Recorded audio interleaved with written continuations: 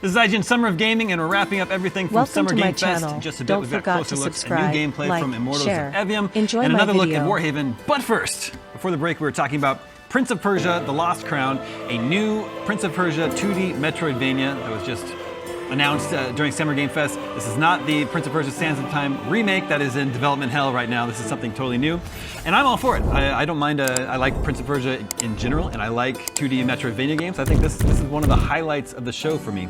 I have the official sort of plot synopsis from Ubisoft here. It says, in this brand new adventure, players will embody Sargon, a young, gifted warrior and member of an elite group called the Immortals. As they are sent to rescue Prince Ghassan, they will explore Mount Koth, a once wondrous place now cursed and hostile. Sargon and his brothers in arms will soon discover that time itself will be a treacherous foe and that the world balance must be restored. So yeah, I'm excited for this, but I was trying to think, I can't think of another Metroidvania that Ubisoft has made. No, I don't think so. No. So this is sort of new, it's new territory for them. Yeah. Maybe, what I hope they did is just sort of follow the Metroid Dread blueprint. Yeah. I've been sort of going through some sort of self-reflection on why am I so excited about this. I think it was just I wasn't expecting it, and it does evoke, like, I mean, I kind of grew up playing the original Prince of Persia game, and it wasn't a Metroidvania, it was just a platform game, right? But I think, like, there's something about this that just looks really cool, and like, I wasn't expecting it at all. And I think I'm sort of like, I'm disproportionately weighting it in terms of things that were announced today that I'm excited about. I wonder if there will be a separate mode, a separate timed mode that gives you 60 minutes to finish the game, like the original. Well, speedrunners will certainly test to see if that's even possible. Like I said, I don't mind a 2D Metroidvania game. Do you think is that like a hurdle that they have to overcome with some gamers who might be disappointed that it's 2D? No, I think once people, I mean, I think for a lot of, we're, again, as I said in the pre-show, most of us, we're old. So yes. When we think old school Prince of Persia, we think of the actual original game, but old school Prince of Persia, to probably a lot of our viewers, You don't want to know how many years ago that was. is Sands of Time, which is, as you said, Damon, is trapped. The remake of which is trapped in development hell, and so a lot of our audience may not have that sort of nostalgia or affinity for this style, the Lost Crown style of old school. You know what game's especially nice about this though? And this and Sonic is they look small, like they look like small. This is not going to be an 80-hour game. Right. I don't think. It also doesn't look like a $70 game. No, and it's. I mean, we've kind of seen the death of AA games. As great as it is to get these massive games, it is also, I don't know. There's a certain fatigue that comes with that. I mean, 2023 is an absolutely bonkers year for huge game releases. It's kind of nice to have like a little thing here and there to kind of pad it out, like a little. Gaming's middle class. Yeah. Which is a good thing. I could see playing this on like Steam Deck a lot. Yeah. Oh yeah, that'll be a good menu for it. Yeah. So this was a pleasant surprise, and the official description sounds like it's just a Metroidvania to a T. By acquiring new time powers, unlocking unique abilities, and combining them in combat, Sargon will progressively delve deeper into Mount Koth, solving puzzles, finding secrets, completing exciting side quests. Yep. That sounds all sounds great to me. Ubisoft will be sharing more details on Prince of Persia: The Lost Crown at its Ubisoft Forward event, which is on Monday. Monday, right? This Monday morning. So definitely stick with IGN for more as soon as that information. The Rayman Legends developers. Available. Oh, Rayman Legends. Yeah. That's very cool. They know how to do it. Who had John Carpenter showing up, at least his name showing up on their bingo card for Summer Game Fest today? Because John Carpenter's Toxic Commando is a real game. Definitely got sort of, I don't know, Left 4 Dead vibes, like goofy Left 4 Dead vibes. Yeah. And Cooperative zombie. a little Dead Rising. Yes, Dead Rising. A silly cooperative zombie shooter.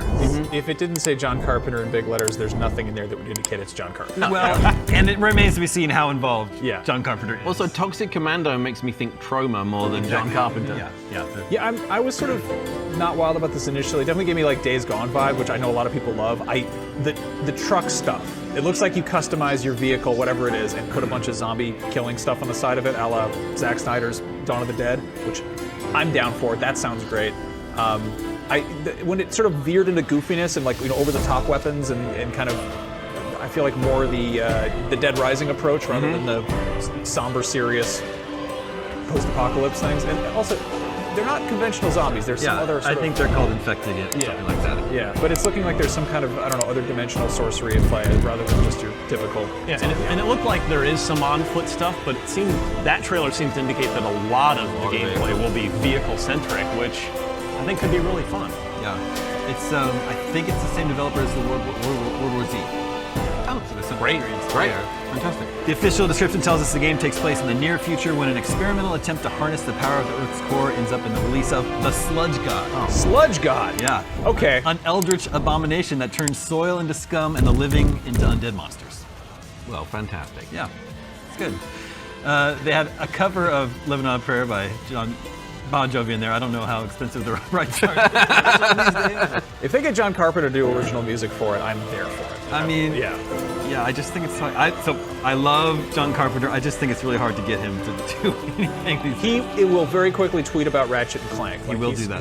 I feel like he's probably busy playing Destiny 2 as opposed to. If anyone doesn't know, he's a very big gamer. Yeah. John Carpenter is. And it's got a bit of an 80s vibe. I wonder if they'll really lean into that. The trailer, like, other than the music, didn't lean into sort of that kind of 80s horror as much as I thought it would, but like, I think there's a lot of potential there. There is potential. Again, it was a nice surprise, like a genuine surprise, which from the conversation we had before the show, I don't think any of us were expecting that many, like, where did that come from? Yeah, exactly.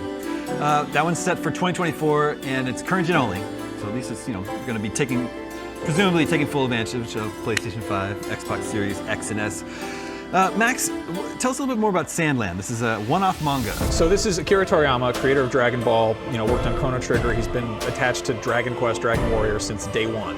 I don't know if he's a gamer himself, but he's he I think dabbled with that back in the Famicom days. This is a one-volume manga. I immediately hopped on Amazon to see if it's in print. It's not. Apparently, it was released as like an ebook. You can get it on Kindle. Again, this doesn't have a bunch of lore to go with it, really. Like, it's got some. I wrote a column a couple months ago about how Dragon Ball Z Kakarot had me really wishing they would do a prequel about like classic Dragon Ball, where not everybody can turn into a neon god and teleport and whatever. And this clearly is kind of what I wanted. Like, I love Toriyama's mechanical designs. Like, he's got really cool tanks. He's got like hovercrafts. He's got these. It's goofy. It's the goofy side of things. It's not it's not the fate of the world from what I can tell. There's some big monsters. It's Unreal 5. And Damon, you were like, how is it using Unreal 5? And that kind of remains to be seen. But It's definitely got some interesting like lighting and particle effects. It looks like there's some clouds of dust getting kicked up, which pair really interestingly with the cell shading. I really love the aesthetic of this game. Yeah. It's gorgeous. Yeah, no, I think that Toriyama kind of got pigeonholed having to do Goku for 40 years or whatever. And as much as I love Dragon Ball, it's like that's a mech that is in Dragon Ball, so it's kind of cool to see that pop up here. But yeah, it's an unknown quantity. Like, I would love to do an open world Dragon Ball game. Sure, I know that story like the back of my hand. I have no idea what's going on here. So yeah, I'm trying to guess what the gameplay genre is. Open world action adventure game. It's like, I think it's vehicle combat, beat 'em up, something like that. Our news team tells us that it's a mix of action vehicles and fighting game mechanics. Okay, that's interesting. Sure. I really like this because, let's face it, there were a lot of games in this event that looked very, very similar. Sure. And this one didn't. And I think, for me, the stuff that really stood out was the stuff that wasn't sort of brown with lots of blood, or there was a lot of medieval stuff. Like, apparently we're going through a medieval phase in upcoming games at the moment. And what I love about this is it's a bold artistic approach. Doesn't seem like really dark and kind of miserable the way so many games look like they are. Well, speaking of looking the same, I want to talk about Power World. It seems like the developers said, what if we made Pokemon with guns? And that's literally what the game is. Yeah, I feel like Game Freak lawyers are making some phone calls right now. It is egregious how close some of these designs are to existing Pokemon. It's true. And then the firearms are just full-on realistic weaponry, which is like, okay, yeah, why not? Yeah, sure. I mean, we just a few weeks ago at the PlayStation Showcase got Foam Stars, which is an egregious rip-off of Splatoon. But yeah, this is like even more lawyer triggering. Yeah, but it also looks like totally different type of gameplay. And people are often like, I want the big open world Pokemon game. And it's like, we get one, but Game Freak typically doesn't get too crazy with, modern iterations. But, we're almost 30 years out from Pokemon, and it's interesting to see people who grew up with it kind of giving it their own spin. They could give it maybe more of a spin, but whatever. I mean, Pikachu on this should be a VO line in the game. That's there. Maybe that's our strap line for the review. I'm kind of into it though. Like we can kid, but like I'm not really a Pokemon guy. Maybe it was the guns that was missing for me. Maybe this is what we'll find. You needed firearms with your that's pocket just a monster? Gyarados. That's straight up just a Gyarados. What are they? Well, what's funny about this, the official description says that Pal World is a game about living a slow life with mysterious creatures. Pal, or throwing yourself into life and death battles with poachers.